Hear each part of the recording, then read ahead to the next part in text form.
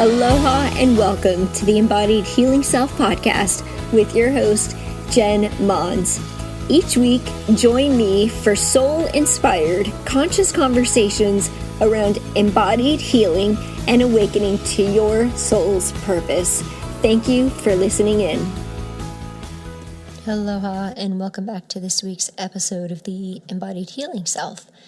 So a few weeks ago, we talked about unhealthy codependent relationships, and we touched a little bit on the unhealthy codependent relationship between an empath and a narcissist. You may recall also the episode on spiritual materialism that I did back in 2020. And this episode is blending the two of those together.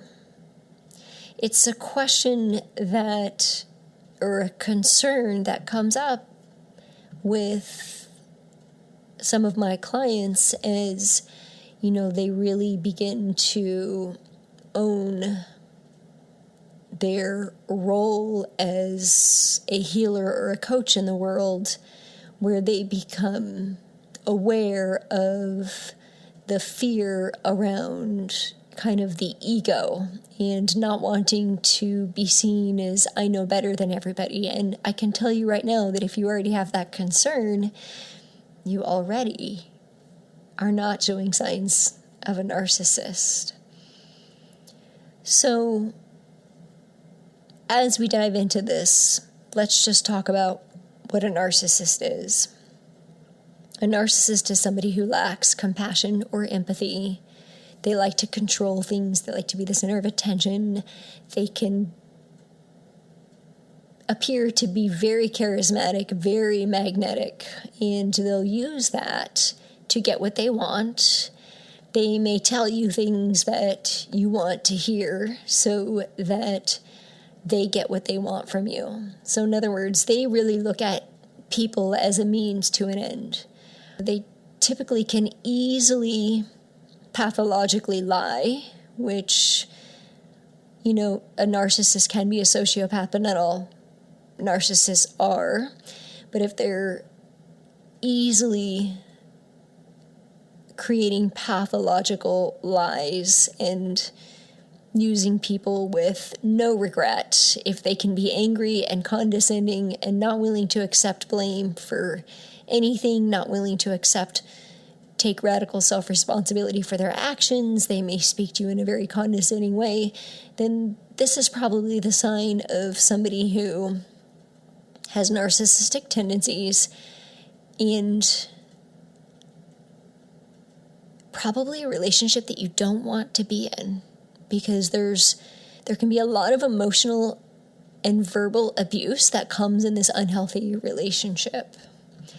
There are types of narcissist, and there's a covert narcissist, which always claims to be the victim. So that one might not be as easy to see. There's actually a healthy type of narcissism where the person might have narcissistic traits, but they're not necessarily in the place of being diagnosed with a disorder. Now, a full-blown narcissist is a personality disorder. They probably won't even know that they are one. It's somebody who really is invested in this self. They have a really big ego, and everything tends to be about them. There are also narcissists that are very, very malicious. They can be manipulative, aggressive. They like to tell stories and lies to gather people on their side. There can also be what is known as a somatic narcissist, somebody who puts all their value in their body, maybe obsesses about their image. There's a cerebral narcissist, which is somebody who thinks that they're smarter or more intellectual than other people. And then there's the spiritual narcissist, who often uses their, quote, enlightenment or spiritual awakening to justify their behavior or the way that they talk to people, making them seem like they know everything, or they have like this access to this special information that you don't have access to because they're enlightened and spiritually aware. And this is the type of narcissist that we're going to talk about today.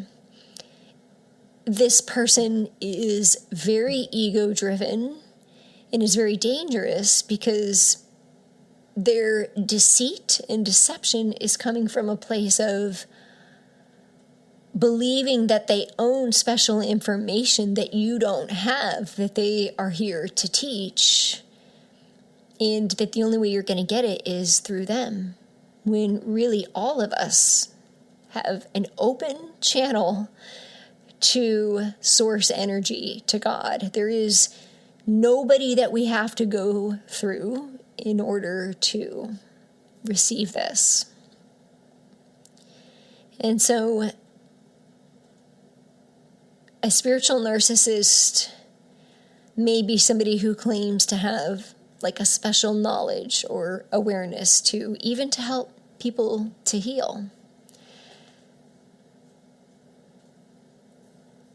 It's important to recognize in the spiritual community when somebody's ego is behind what it is that they're sharing. A spiritual narcissist is subconsciously using their story or their belief of being, quote, spiritually awake and enlightened to manipulate other people or to influence other people to follow them as if they have a special gift. So let's talk about some signs of spiritual narcissism, because it's a really fine line to walk. You'll even notice if you're witnessing people on social media that, people will share that they've got this special gift they're here to share in the world, and they're going to show up unapologetically. And although I think it's important for us to stand in our truth, I think there's a fine line to walk when it comes to being unapologetic. Yes, we take personal self-responsibility for how we show up, and we also allow ourselves to be in the energy of oneness with 360 awareness of the experience that we're co-creating. And so if we believe that we have this special mission that we're supposed to do, which each of us are born as our own special mission, there isn't anything we actually have to do. We already are enough because we're created from unconditional love. But if we find ourselves saying, like, this is the thing I've been given, and this is me, and I'm special, and I've got to do this thing, and we're willing to burn relationships and just burn people and show up unapologetically, and people get hurt, and that's their problem, and they just don't understand because this is what I'm here to do, then that might be the invitation to take a step back and be like, am I really in the energy of co-creation and oneness, or is that person really in that energy of oneness when they're showing up and leaving destruction on their path? Somebody who's a spiritual narcissist is a little bit harder to see because they're living in the space of, they might even show up holding that space of love and compassion. The difference is that all of their intentions are self-serving. And so it can be a little confusing because how do we show up in self-love without always being self-serving? It really takes that openness, that awareness, that willingness to do our inner work and to radically accept ourselves and everyone around us. Somebody who's a spiritual narcissist is always sharing their story, talking about how they have this special mission. They're always right. They like to share, I have this like unshakable mission, kind of a very staunch confidence, but it's not like a healthy confidence, right? So confidence, last week, the episode, Meditation to Welcome Confidence, was all about confidence being an internal thing. It needs no external validation. But a spiritual narcissist needs external validation. Their confidence isn't real. They may not listen to other people's beliefs or opinions. They're mostly in their ego and their thoughts.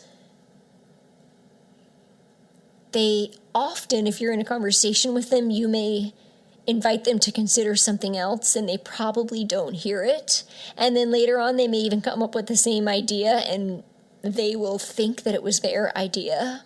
They think that they come up with all of these new radical truths and ideas, which, I mean, we've been on this planet for a really long time, so whatever thought it is that each person is having is not the first time that that thought ever came up. That'd be pretty hard to do. They're probably not that open-minded. They may like to brag about their spiritual awakening. They may claim to have had to be enlightened. And they love to share with you their story from a place of like feeling special. A truly awakened and enlightened person, whatever that means, is humble. They don't need external validation. They have nothing to prove. They don't need to share their achievements, their special connection, their relationship to God or spirit or source, whatever that is for them, is very intimate. It doesn't need to be shared. It doesn't need to be validated. They don't need to push it on other people. A spiritual narcissist will often become very defensive and angry and condescending when you push back on them, when you question their knowledge. I've seen this so many times in the spiritual community. I've seen this on social media. When a person is questioned, a truly humble person would respond in a way, "Thank you for bringing this up," and respond to the question. Whereas a person who has narcissistic tendencies, who might think that they're more enlightened than others, will ask you to just go somewhere else and take your conversation somewhere else. They will become defensive when you question their truth, when you create a boundary with them, when you don't buy into their story, when you don't see them as better than you, when you see them as you, because we can see ourselves in everybody. When they feel threatened because you're questioning them, they become condescending and angry. They avoid you. They avoid difficult conversations.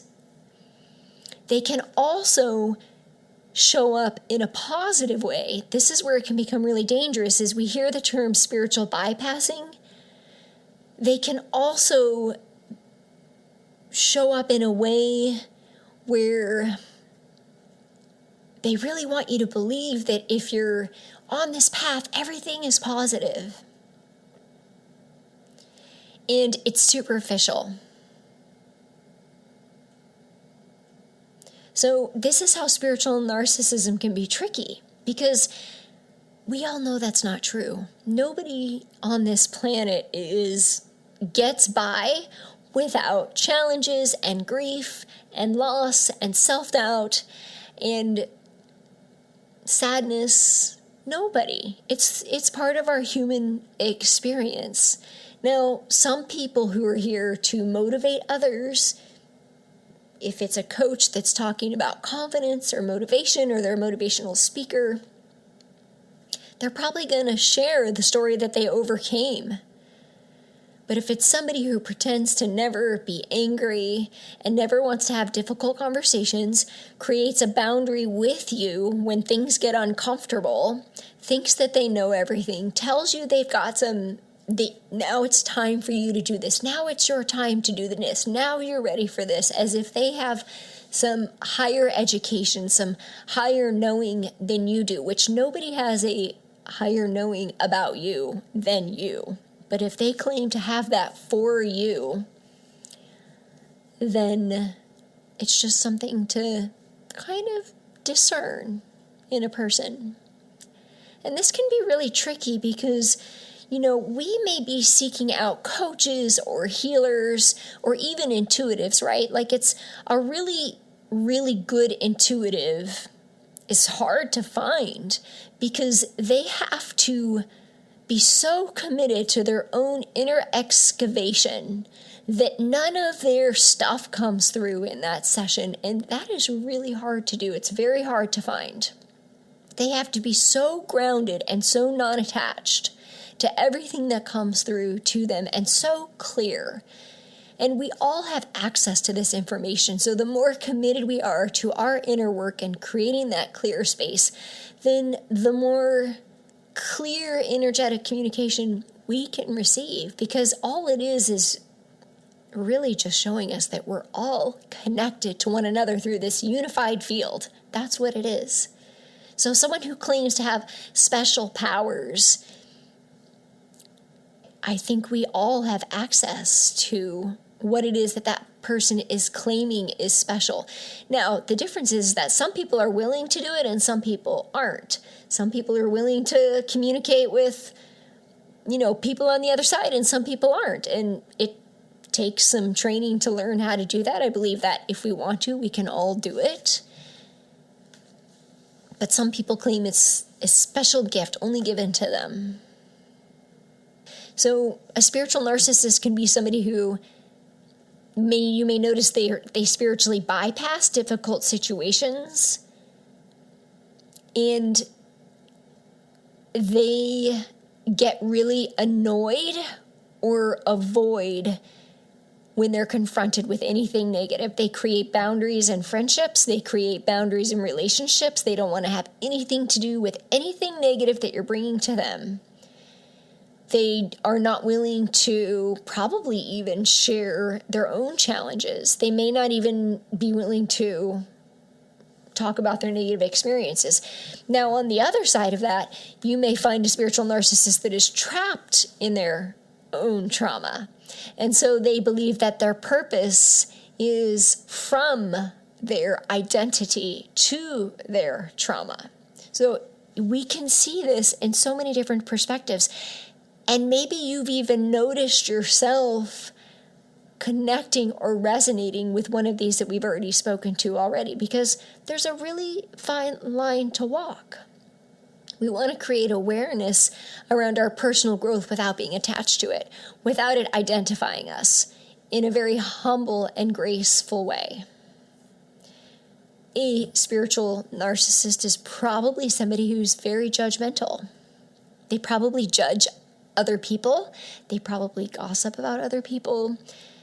They judge people who think differently than them. They may speak condescendingly of them.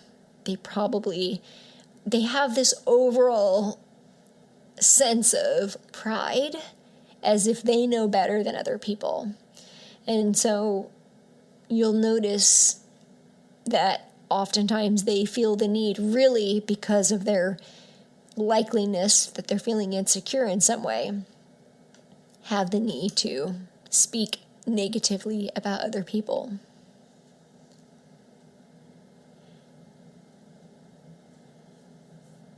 So those are some ways that I wanted to share with you that you may notice maybe in teachers or influencers or people in your community, or maybe even in yourself. The fact that you're willing to listen to this means that you're likely not a narcissist. But maybe we all have natural tendencies because we're on this spiritual journey together. we come from a place of good intention. We want to evolve. We want to heal. We want to help make the world a better place. But when we come from that place where we think we have to, because that's what we were born to do, and this is our mission, and we have to do this, and just notice the attachment to the belief. Because if there's an underlying string attached to the ego, and it's just a place for us to just notice in the person speaking to us, the people that we're speaking to, the way that we speak to ourselves, that if we're in our ego, we're not in our truth. We're living in that energy of deception and deceit. And we can easily fall into that trap or witness other people falling into that trap of needing external validation, the need to make others wrong, the need to make ourselves right. And we start to notice that in ourselves or others. It's the opportunity to just release. Because everything that we think is contributing to our, quote, spiritual enlightenment. If we believe that it makes us better, even the addiction to healing, all of that can feed the ego. And the answer is to release attachment and to surrender. As long as we are attached, as long as we have a need or attachment or a validation to be met, we are not in that true path of growth where we evolve spiritually and personally. So I'd love to hear your thoughts on this. I believe that we are living in a time where there is a lot of deceit and deception around this topic. I think it's an important topic to keep diving into. I believe that, we have to be careful and navigate with our own inner compass. And that's why I wanted to share this with you, because it's important for you to navigate with what resonates with you and what doesn't. If you're feeling uncomfortable, you'll feel it when somebody's speaking to you about your personal or spiritual growth. Then, it's just an invitation to just kind of give a little space, notice what's happening inside you. Notice if you're avoiding or if, maybe just what this person is saying isn't in alignment with you. But I think it's really careful. It's an invitation for us to be careful, if you are a healer and a coach, to remember that we are all one and we are in this together and we are walking side by side. There is no, I'm in front of you. Like maybe you're holding the torch in line with everybody else, but we're all in this together. Maybe you've experienced a few things a few years ahead and you're willing to help people that are a few years behind, but it doesn't make you or that person any better. It doesn't mean that they have special knowledge. It doesn't give them the right to just burn everything around them. And I think that it's important for us to hold those people accountable that think that they can do that think that they can lead from their wounds and not from a place of love, that think that they can just search and destroy and just, use harsh words and stand in that place of being more, quote, enlightened than other people. I think it's just a really dangerous space for the spiritual community and for people who, if you're listening and you're seeking a spiritual teacher, if you're seeking a coach, a personal development coach in any way, whatever way that it is that you're wanting to grow and evolve, you should never feel less than. You should always feel heard and seen and supported. You should never have to explain yourself or prove yourself. If you find yourself in a relationship like that with a spiritual teacher or coach, just notice and ask questions. Notice how they respond when you ask questions. Are they validating your concerns and your needs? Are you being seen and heard? Are your needs being met? Do you feel like you're in co-creation? There really isn't any special knowledge that any one person has over you. All they have is a different experience. Their experience gives them a little bit of knowledge, but it doesn't make them any better than anyone else. We're all just navigating life on different timelines. That's it. So even as I share this podcast, everything that I share is just an invitation. I am not the expert. I'm just inviting you to consider the information that I have experienced. I am concerned for people who are in what they consider spiritual growth communities, because I have seen and witnessed some unhealthy energies in that. And the healthy energy is where you feel empowered. You stand in your truth and you feel empowered. The best teacher is the one that teaches you to trust in your own inner wisdom and gives you the space to be seen, heard, supported, loved, and nurtured. They are not the ones that claim they know more than you. There's no special mission for any one person. We are all special. We are each our individual mission. Thank you for listening in. I hope you have a fantastic day. Aloha. The content of this podcast is to educate, inspire, and inform you of pathways to an embodied healing self. It is not intended to be a substitute for professional medical advice, diagnosis, or treatment. Always seek the advice from your medical doctor, therapist, registered dietitian, or nutritionist for any questions you may have regarding your diagnosis or condition.